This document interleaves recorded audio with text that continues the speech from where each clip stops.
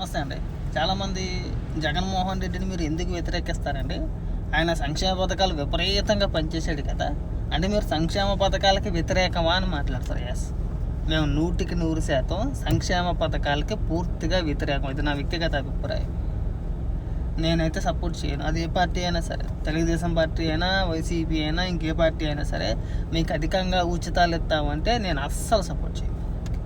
ఇవాళకైనా మేము చంద్రబాబు నాయుడు గారు ఎందుకు సపోర్ట్ చేస్తామంటే సంక్షేమంతో పాటు ఆయన అభివృద్ధి కూడా చేస్తాడు, పరిశ్రమలు తీసుకొస్తారు, ఉపాధి కల్పిస్తారు. అందుకు మేము తెలుగుదేశం పార్టీకి, చంద్రబాబు నాయుడు గారికి సపోర్ట్ చేస్తాం. కానీ జగన్మోహన్ రెడ్డి గారు అలా కాదు. కేవలం పరిశ్రమలు పక్కన పెట్టేసి కేవలం సంక్షేమ పథకాల మీద మాత్రమే ఫోకస్ పెడతాడు ఆయన. అది మాకు నచ్చదు. ఎందుకంటే చిన్నప్పటి నుంచి మేము కష్టపడ్డ వ్యక్తులమే. ఆ పని లేకపోతే, పని దొరకకపోతే ఊర్లు వదిలేసి వెళ్ళిపోయి కష్టపడ్డ రోజులు ఉన్నాయి. మా ఊరు నుంచి 20-30 కిలోమీటర్లు ఉదయాన్నే లేచి ఆటోల మీద వెళ్ళి అక్కడ కంపెనీలో పనిచేసి, గోడౌన్లో పనిచేసి, మళ్ళీ సాయంత్రం రాత్రి 8, 9, 10 గంటలకు వచ్చిన రోజులు ఉన్నాయి. మీకు తెలియకపోవచ్చేమో బహుశా, నేను క్లియర్గా చెప్తాను చూడండి. మా ఊరు పాలకొల దగ్గర ఒక చిన్న గ్రామం. మా ఊరు నుంచి ఇప్పుడు కాదు, ఒక 10 ఏళ్ల కిందట 2013, 14 ఆ ప్రాంతంలో, ఇంకా అప్పటికి ఇంకా మన స్టేట్ ఇంకా విడిపోలేదు. అప్పటికి ఉమ్మడి ఆంధ్రప్రదేశ్ ఇంకా విడిపోలేదు. అప్పటికి ఆ రోజున నేను స్టార్టింగ్లో మోటార్ ఫీల్డ్లో ఉండేటోడిని. మోటార్ ఫీల్డ్ అంటే మనకి కార్లు, లారీలు, ట్రాక్టర్లు అవన్నీ నడిపోయాను అప్పట్లో. అది పెద్ద స్టోరీ తర్వాత చెప్తా. అయితే ఇంట్లో ఒత్తిడి కారణంగా ఈ మోటార్ ఫీల్డ్ రోడ్లో పరిస్థితులు బాగాలేదు, రోడ్డు మీద పరిస్థితులు ఏం బాగాలేదు, రోజుకి ఒక యాక్సిడెంట్ వినాల్సి వస్తుంది. మోటార్ ఫీల్డ్ వద్దు, ఇంకా ఇక్కడతో ఆపేసాయంటే సర్లే ఏ పని చేద్దాం అనుకుంటే, సర్లే అది కాకపోతే కూలి పని చేసుకుందాం, మనకి ఏదో ఒకటి అలవాటే కదా అని చెప్పేసి చిన్నప్పటి నుంచి అలవాటే మాకు. తాపీ పని చేయడం, కూలి పని చేయడం ఇవన్నీ అలవాటే నాకు. సర్లే అని చెప్పేసి ఏ పని చేద్దాం, తాపీ పని ఇప్పుడు అన్న సరిగా పనులు ఉండట్లేదు. సర్లే అని చెప్పేసి మా ఊరోళ్ళు, మా అన్నయ్యలు, మా చుట్టాలు, మా బంధువులు, మా ఊరంతా ఒకటే, అంతా ఒకటే, చుట్టాలు పట్టాలు అందరూ కూడా, వాళ్ళంతా కూడా, మా అన్నయ్య వాళ్ళందరూ కూడా పొద్దున్నే మా ఊరు నుంచి భీమవరం దగ్గర సీసలి అని చెప్పేసి ఒక ఊరు ఉంది.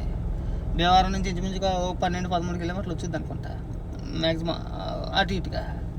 మా ఊరు నుంచి అయితే ఒక 25-26 కిలోమీటర్ల పైన వచ్చింది. మా ఊరు నుంచి భీమవరానికి ఒక 14 కిలోమీటర్లు ఉంటుంది. అక్కడి నుంచి ఇంకొక 13-12 కిలోమీటర్లు, ఇంచుమించుగా 26-27-28 కిలోమీటర్లు ఉంటుంది. పొద్దున్నే లేచి 6 గంటలకల్లా లేచి పొద్దున్నే రెడీ అయ్యి 7 గంటల లోపు ఆటోలో ఒక 10 మంది, ఎంతమంది పడితే అంతమంది, ఓ 10 మంది కింద 2 ఆటోలు అయితే 2 ఆటోలు జనం, లేదంటే పని తక్కువగా ఉంటే ఒకే ఆటో.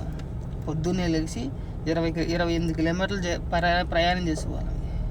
పొద్దున్నే లేచి ఇక్కడి నుంచి అక్కడికి వెళ్ళడం, అక్కడ అది రైలుకి మేత తయారు చేసే ఫ్యాక్టరీ అన్నమాట. ప్లస్ రైస్ మిల్ కూడా ఉంది, పక్కనే గోడం కూడా ఉంది.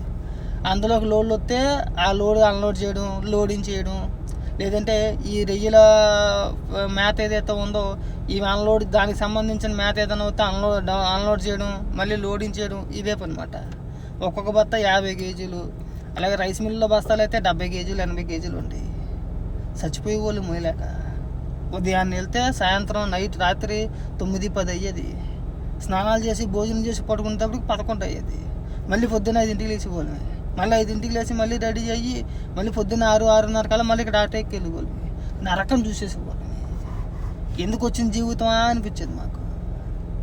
కానీ ఇప్పుడు ఆ పరిస్థితి లేదు. మా చుట్టుపక్కల కూడా, మా గ్రామానికి చుట్టుపక్కల కూడా చిన్న చిట్టక కంపెనీలు వచ్చినాయి, ఏదో వచ్చినాయి మొత్తానికి.